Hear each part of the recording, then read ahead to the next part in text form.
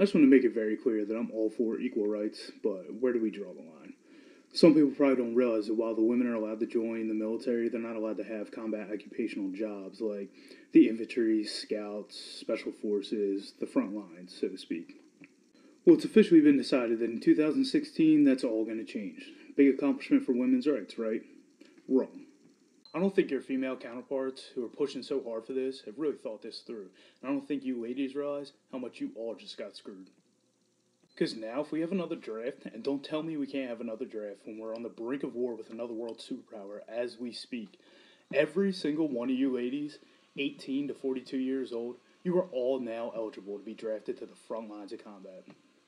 And don't think kids will excuse you, because now that everything has to be equal, there only needs to be one parent at home for the child. So guess what, Mommy? If your number gets called before Daddy's, guess who's going? And don't say women shouldn't have to if there's a draft. No, because then that's not fair to a male that doesn't want to. Everything's got to be equal now, remember? So that means your sisters, nieces, aunts, wives, moms are all now at risk of being put on the front lines of combat. You know what happens in combat? People get captured. You know what happens when men get captured? We get beaten and killed. You know what happens to a woman when she gets captured? You get raped. Brutally. Over and over and over until you want nothing more than to be dead. So now my sister's at risk because a few groups of women feel they have something to prove? Get the fuck out of here. But let's talk the reality of this situation. What happens when you put men and women together?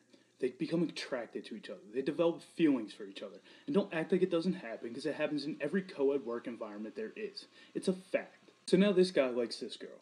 And so does this guy. But this girl likes this guy. Now you've just caused drama, which is the last thing a combat operational unit needs. Are you mentally going to be able to handle watching someone you're in love with or have feelings for get shot in the face or blown up and still continue with the mission? Our emotions don't run as high as women's. We love each other like brothers. That's why it works. We're not in love with each other. That's why it's called brothers in arms, not boyfriends in arms. You do realize that combat doesn't stop for your period, right? It doesn't stop for cramps or for you to change your tampon. You're going to be able to march 12 miles with a 100-pound rucksack with cramps? I hope you're okay with changing your tampon in front of 30 other dudes, because in combat you can't just wander off on your own for privacy.